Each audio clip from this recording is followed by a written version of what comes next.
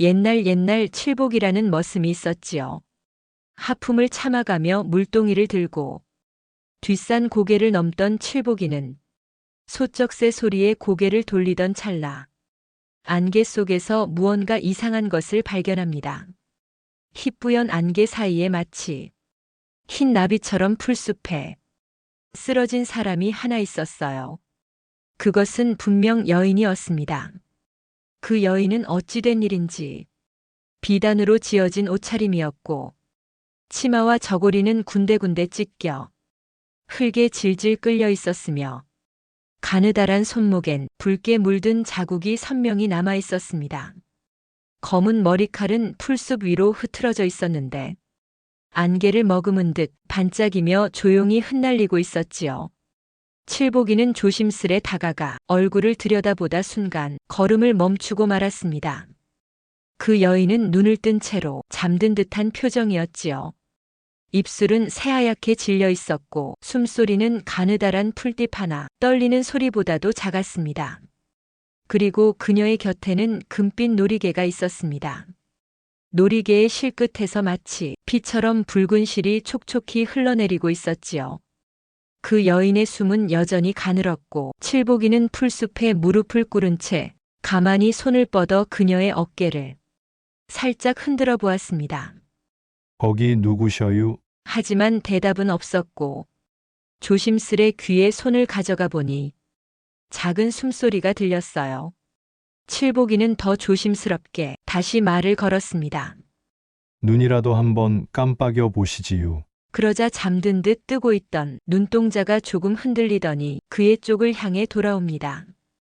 여인의 두 눈엔 공포가 가득했지요. 낯선 사내를 마주친 여인은 어찌할 바를 몰랐지요. 입술이 살짝 떨리더니 작은 목소리가 나직이 흘러나왔어요.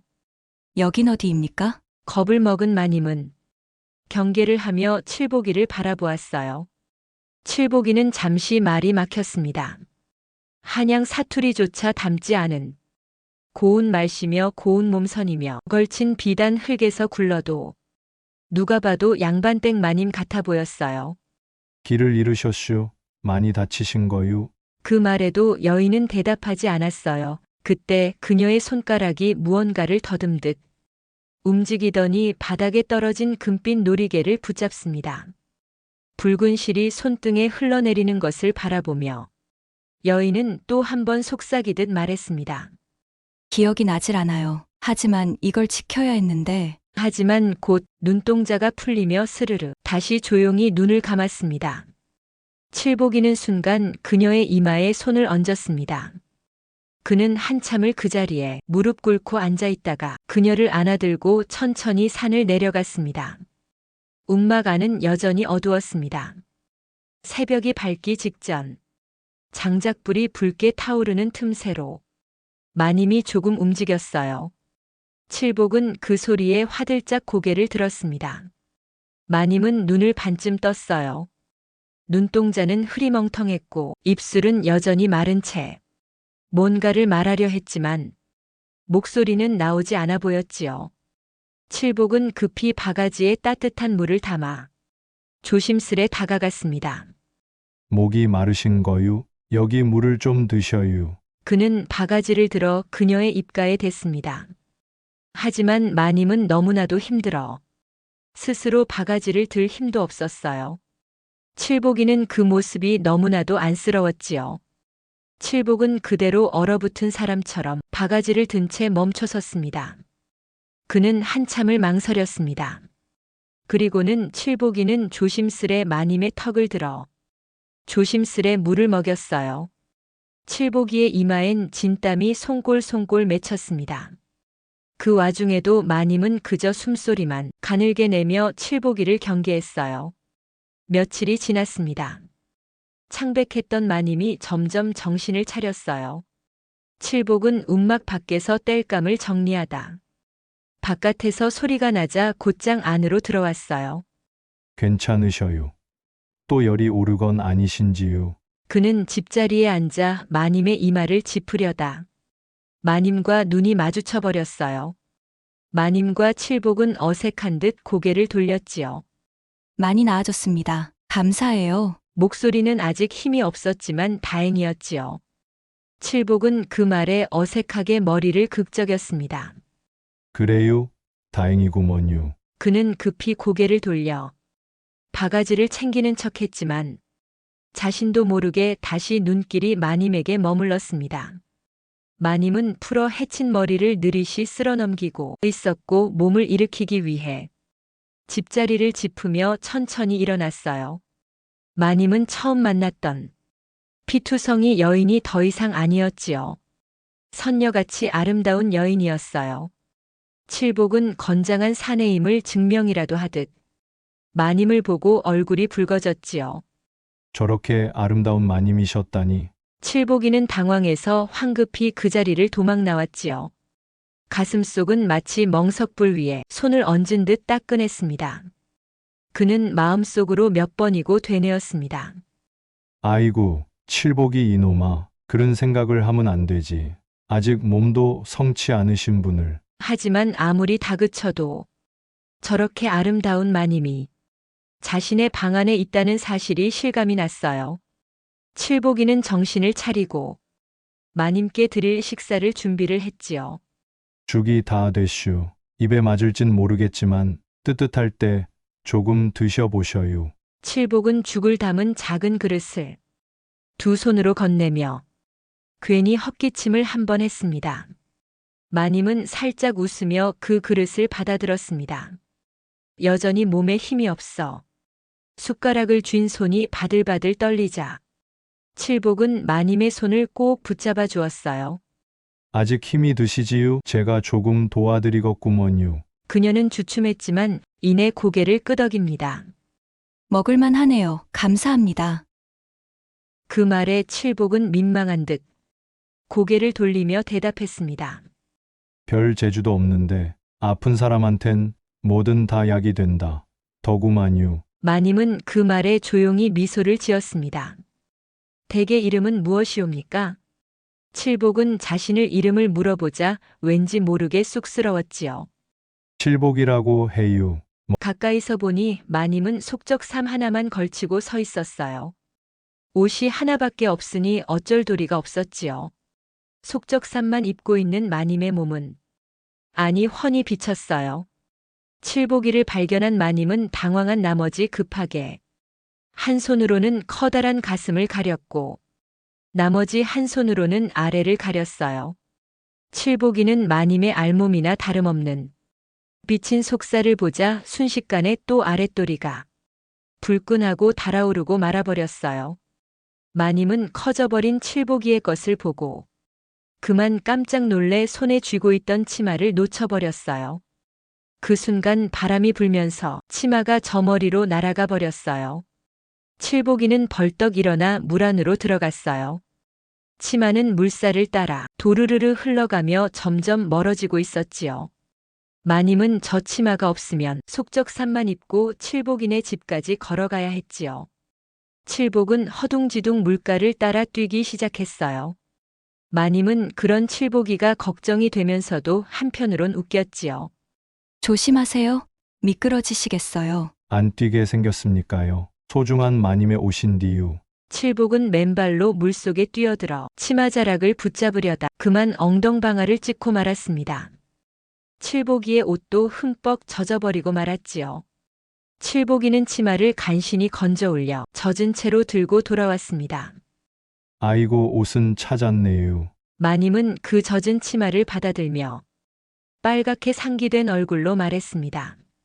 감사해요. 그리 안 하셔도 되었을 텐데. 이 비싼 비단 옷을 잃어버림 어쩐대요. 마님 지금 옷도 없으신디. 칠복이는 잊고 있었던 마님의 모습이 갑자기 생각이나 얼굴이 시뻘개졌어요.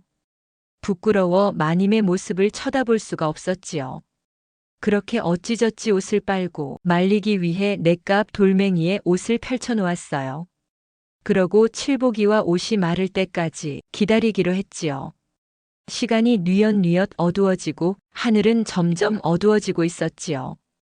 마님은 여전히 속이 훤히 비치는 속적삼만 걸친 채로 불빛이 들지 않는 자리에서 앉아 있었지요.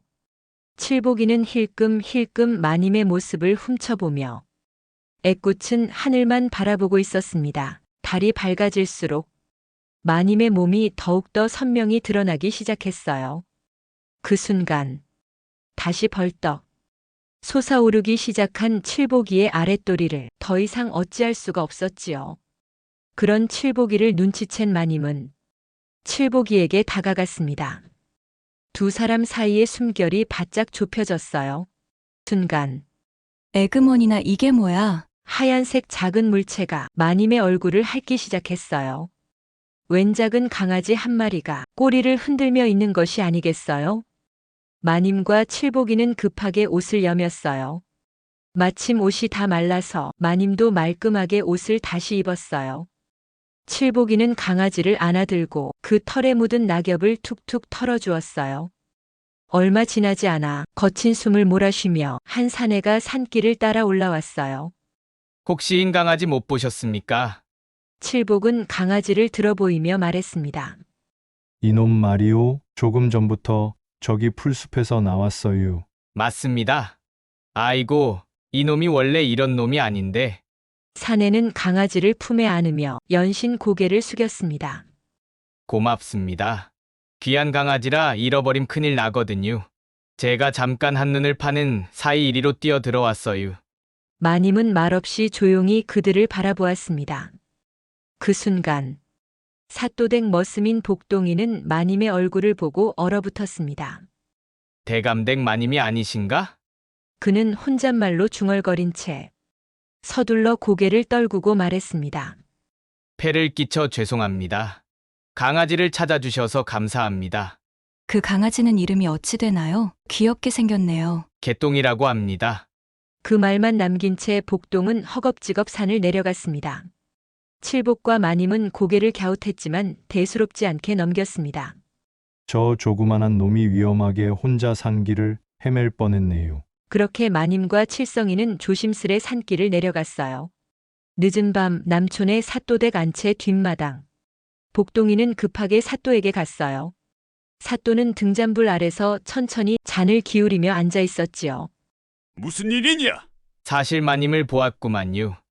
뭐야? 그년이 살아있어? 예, 어두워서 자세히 볼 수는 없었지만 마님이 확실했어요. 어두워서 네가 잘못 본 것 아니냐? 아니, 구만요. 개똥이가 꼬리를 흔들며 마님 옆에 있었구먼요. 낯선 사람이면 다 싫어하는 저 개똥이 놈이 말이냐? 헌데 좀 이상한 것이 마님께선 저를 알아보시지 못하신 듯했지요. 사또는 믿기가 어려웠어요. 마님이 복동이를 알아보지 못했다는 것이 수상했어요. 하지만 강아지 개똥이가 제 주인을 알아본 것이었지요. 복동아, 예, 나으리. 그년을 본 것이 누구누구냐? 저뿐입니다. 그리고 자리엔 웬 머슴 한 명이 있었습니다. 사또는 작게 웃었습니다. 제주도 좋구나. 그 사이에 남자를 꿰었어. 사또는 웃음기를 거두며 냉랭하게 말했습니다. 산은 높고 바람은 길다. 그러니 불을 질러야겠구나. 어디쯤에서 연기가 오를지 두고 보자꾸나. 복동이는 등 아래로 식은땀이 흘렀습니다. 그날 밤 사또의 마국간엔 말 한 필이 조용히 준비되었고 그 뒤로 어둠 속을 걷는 낯선 발자국 소리가 점점 산을 향해 올라가기 시작했습니다. 며칠째 이어진 고요함. 하지만 칠복은 짐승 같은 본능으로 무언가가 이상하다는 것을 알았어요. 장작더미 사이엔 누가 건드린 듯한 흔적이 남아 있었습니다. 밤이면 어김없이 개가 짖었고 숲 어귀에선 불빛이 어른거리는 듯 했습니다. 마님 혹시라도 이상한 소리 들으시면 문을 꼭 닫고 계셔요. 마님은 고개를 끄덕였습니다. 그리고 그날 밤 마님은 꿈을 꾸었습니다. 꿈이라고 하기엔 너무나도 익숙한 장면들이었지요. 깊은 안개 속에서 기억의 문이 열리는 순간이었어요. 마님은 낯익은 기와집을 걷고 있었고 그 끝엔 웬 칼을 든 사내가 웃고 있었어요. 그 입을 닫아라. 여는 순간 내 목숨은 더 이상 내 것이 아닐 것이야. 그리고 그 뒤로 붉은 피가 방바닥에 흘러있는 모습. 바닥엔 깨진 놀이개 하나가 떨어져 있었고 자신의 손목이 피에 젖어 있었습니다. 마님은 비명을 지르며 잠에서 깨어났습니다. 칠복이 놀라 뛰쳐들어왔고 이마엔 땀이 송골송골 맺혀있던 마님은 떨리는 손으로 입을 가렸습니다. 이게 다 뭐지? 칠복은 다가와 그녀의 어깨를 감쌌습니다. 무엇을 보신 겁니까? 바닥에 흘려진 피, 그리고 노리개. 누군가가 나를 죽이려 했다는 것을 알았어요. 칠복이는 깜짝 놀라 물었지요. 그것이 꿈이 아니고 마님의 기억일까요? 모르겠어요. 하지만 꿈이라고 하기엔 너무나도 생생했어요. 그 순간 움막 바깥에서 무언가 툭 하고 떨어지는 소리가 들려왔습니다. 칠복은 허리에 칼자루처럼 깎은 장작을 꽉 쥐고 문으로 조심히 다가갔습니다. 문을 열자 바닥에는 짧은 붉은 천조각 하나가 떨어져 있었어요. 그 천에는 불에 그을린 자국이 희미하게 남아 있었고 그 아래엔 작게 접힌 쪽지 한 장이 말없이 놓여 있었습니다. 쪽지엔 이렇게 적혀 있었습니다. 그 여인은 사또의 것. 다시는 숨기지 마라. 입을 닫지 않으면 내 놈목이 다칠 것이다. 칠복은 손을 떨며 쪽지를 구겼고 마님은 그의 등 뒤에서 그 글귀를 보자 다시 한번 과거의 기억이 조금 더 선명히 되살아났습니다. 다음 날 오전 마님은 칠복이를 불렀어요. 저는 남편이 있었어요. 이 마을의 사또였어요. 마님은 기억이 난 듯했어요. 마님은 이 마을의 사또의 아내였지요. 점차 마님의 기억이 돌아오기 시작했어요. 마님은 급하게 놀이개를 찾으러 다시 방 안으로 들어갔어요. 그러면서 천천히 잊고 있었던 과거를 떠올리기 시작했어요. 과거에 우연히 안채 옆 사랑채 쪽에서 수상한 인기척을 들었어요. 조심스럽게 문틈 사이를 들여다보던 마님의 눈에 들어온 것은 자신의 남편인 사또와 관비 하나가 옷을 발게 벗고 남사스러운 짓을 하고 있는 장면이었어요. 어찌나 관비의 신음소리가 크던지 밖에 있는 모두가 들을 지경이었지요. 마님은 너무 놀래 다리가 움직이질 않았어요. 그렇게 움직이지 않는 다리를 움직이려 마님이 겨우겨우 정신을 차리던 도중이었어요. 그 방 한쪽에서 무언가 쿵 하고 넘어지는 소리가 들렸어요. 사또는 벌떡 일어나더니 소리가 난 방향으로 다가갔고 그곳엔 놀란 눈으로 그들을 지켜보던 안채 종 한 명이 서 있었어요. 나흘 이전 아무것도 보지 못했습니다. 그러나 사또는 아무 대답도 하지 않고 곧장 벽에 놓인 비녀 하나를 집어들었어요. 그 종의 몸은 축 늘어지고 말았어요. 원래도 포악한 자였지만 저리도 사악한 자였다니 마님은 다리가 덜덜 떨렸어요.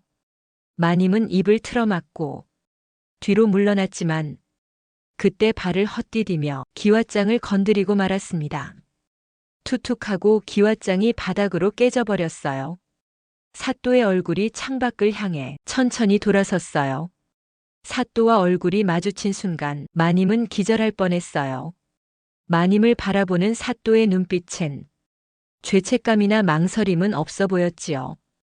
오히려 그녀가 사라져 주길 바라는 한 매서운 눈빛만 남아있을 뿐이었어요.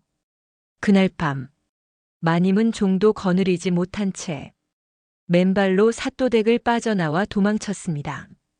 그렇게 한없이 도망을 치던 중 덤불에 발이 걸려 넘어져 버렸어요. 마님은 자신의 눈앞에서 일어났던 일들을 믿고 싶지가 않았어요. 곧이어 마님은 그 자리에서 기절을 하고 말았어요. 그 순간 모든 기억이 희미하게 사라져 버렸던 것이었어요. 그렇게 마님은 이때까지 있었던 모든 일들을 기억을 해냈습니다. 떨리는 마음을 간신히 부여잡고 머슴 칠복이에게 기억나는 대로 이야기를 해주었지요. 그렇게 잠잠하나 싶었지만 며칠 뒤 사또는 다시 한 번 더 칠복과 마님이 숨어있는 움막으로 자객과 수하들을 보냈습니다. 늦은 밤 움막 주변에선 이상한 기운이 느껴졌어요. 칠복은 이미 그들을 눈치채고 문 앞에 장작더미를 끌어다 쌓고 있었습니다. 마님, 이불 속에서 절대로 움직이시지 마셔요. 설마 사또가 보낸 자들이 왔나요? 그쪽은 살인을 저지른 자고 전 마님을 살리고 싶은 사람이에요. 절 믿으셔요. 말이 끝나기도 전에 바깥에서 횃불이 움막을 에워쌌습니다. 안에 있는 자, 사또 나으리의 명으로 왔다. 도망친 여인을 내어놓아라. 칠복은 문을 박차고 나갔습니다. 산길에 자갈이 흩날리고 불빛에 칼끝이 번뜩였습니다. 내어줄 수 없습니다. 이분은 죄인이 아니라 피해자요. 수아들은 말이 통하지 않는다는 듯 일제히 들고 있던 몽둥이를 휘둘렀습니다. 그러나 칠복은 힘이 셌고 마음이 단단했습니다. 몇 명이 쓰러졌고 몸이 부서질 듯 아팠지만 그는 마님을 지켜냈어요. 그리고 마침내 관아에서 파견된 감찰관이 도착했어요. 똑똑한 칠성이는 마님의 이야기를 듣자마자 옆집 칠복이에게 부탁해 몰래 관아에 편지를 보내달라고 했어요. 감찰관과 칠복이는 마님이 있는 움막에 도착해 손에 들린 사또의 죄가 적힌 사찰을 읽었어요. 여기 있는 모두는 들으라. 사또가 관비와 간통을 저지르고 그 사실을 목격한 종을 살해한 장면을 사또댁 마씨가 그걸 목격하였고 그 자리에서 마씨를 살해 및 간통을 저질렀다. 그 말이 나오자 사또의 표정이 굳었습니다. 복동도 고개를 숙인 채 입을 열었습니다. 저 또한 마님이 산속에 숨어 계신 걸 봤습니다. 그리고 사또 나으리가 마님을 죽이라 명했습니다. 저는 사또 나으리가 마님을 죽이지 않으면 저도 죽일 것이라고 겁박을 하셔서. 하지만 지는 사또 나리가 참말로 그리하실 줄은 상상도 못했어요.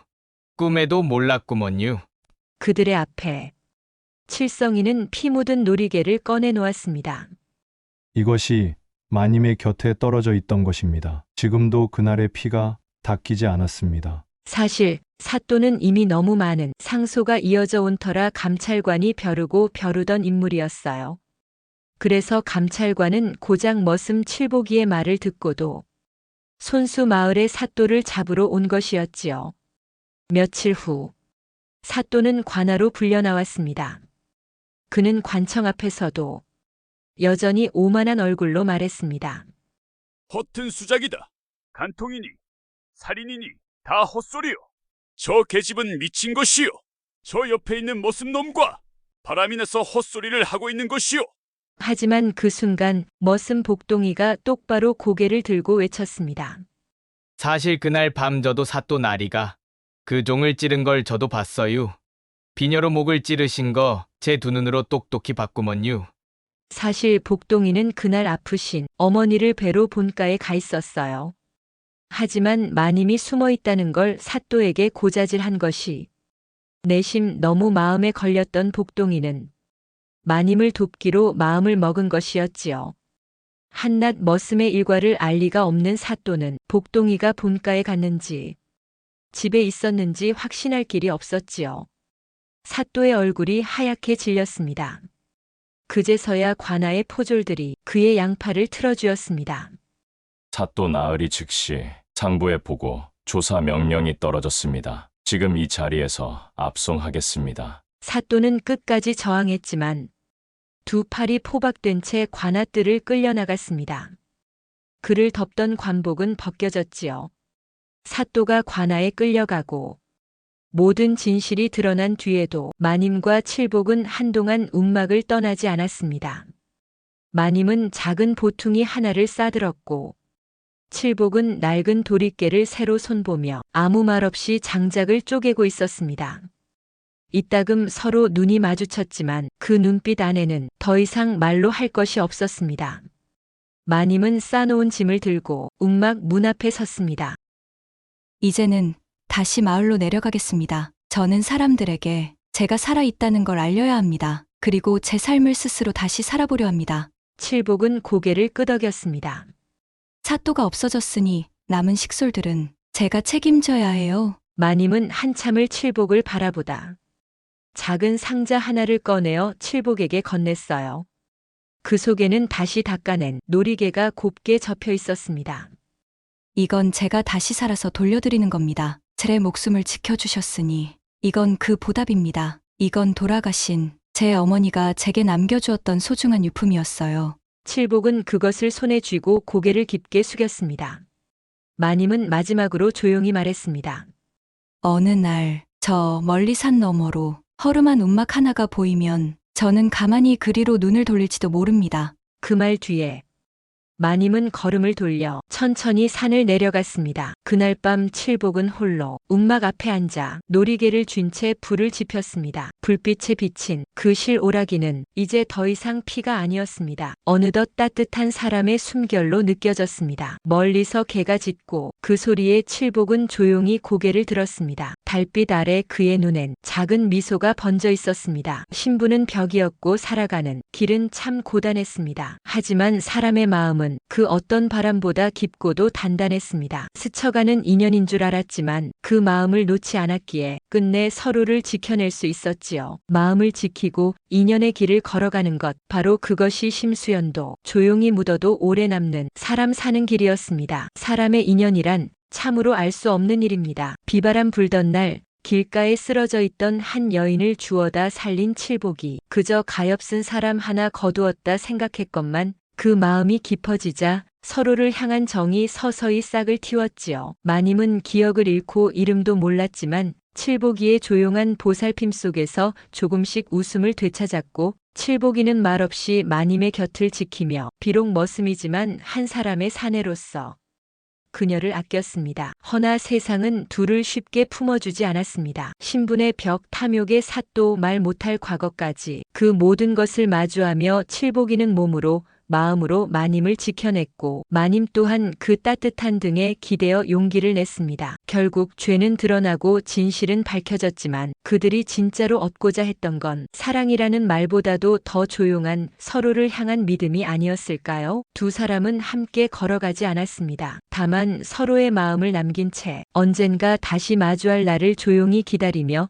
그날의 달빛 아래 그렇게 인연을 가슴에 묻었지요. 사람은 때때로 잊고 지냈던 마음 하나를 누군가에게 건네받으며 새로운 하루를 살아가곤 합니다. 그것이 정이고 그것이 사람의 길이 아닐까 싶습니다. 오늘 준비한 이야기는 잘 보셨나요? 이야기가 재밌으셨다면 좋아요와 구독 그리고 알람 설정까지 부탁드려요. 감사합니다.